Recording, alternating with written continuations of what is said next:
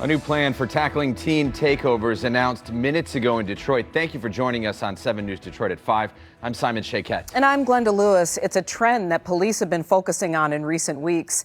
Huge groups of teenagers have been gathering downtown, leading to fights and arrests. Mayor Mary Sheffield just announced a comprehensive plan for keeping teens engaged in the community and off the streets, saying enforcement alone is not the answer. Tonight, all eyes will be on downtown, watching for teen gatherings on this Friday night. 7 News Detroit's Randy Wimbley is your Detroit reporter, and he spoke with business leaders, parents, and Detroiters frustrated over the issue. Randy joins us live from the Butzel Family Center on Detroit's east side, where the mayor's press conference is just wrapping up. Randy. Yeah, guys, Mary Sheffield stood alongside the police chief and also the young people who organize those so-called teen takeovers. She says that when she witnessed what went down last week, she saw the kids' ability to lead, to mobilize, to bring people together. And that is not something to shut down, but rather to channel and direct, so that she's going to be working with those young people so that they too can enjoy downtown in a safe and responsible way. Take a look.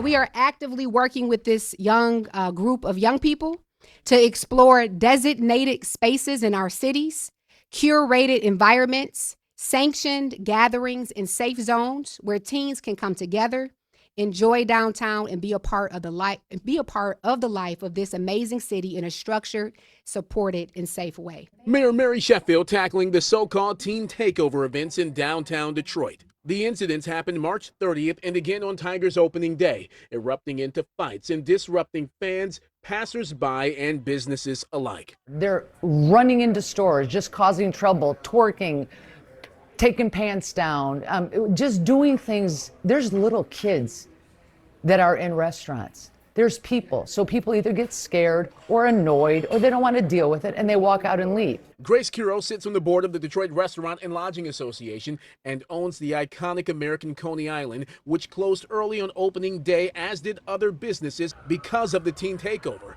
That impacted revenue and so much more. That's the least of my worries. It's the safety of my staff and my customers in the restaurant, and the people out on the sidewalks that are walking back to their cars, that had gone to the game, that just wanted to grab a hot dog or something before they get to the car to drive home. That is my main concern. Mayor Sheffield, Police Chief Todd Bettison, and members of the mayor's cabinet met with the organizers of the teen takeover earlier this week. That was welcome news to Kuros, who has this message for those who took part in the mass gathering downtown. Find an activity, get busy. I'm hiring. Come on, I'll give you a job, make some money, and then go out and have some fun. But a good fun. The right fun. The right fun.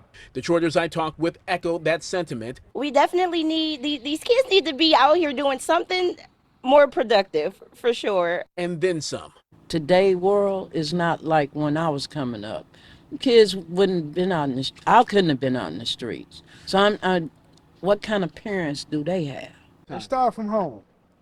But it needs to go back to how we was brought up.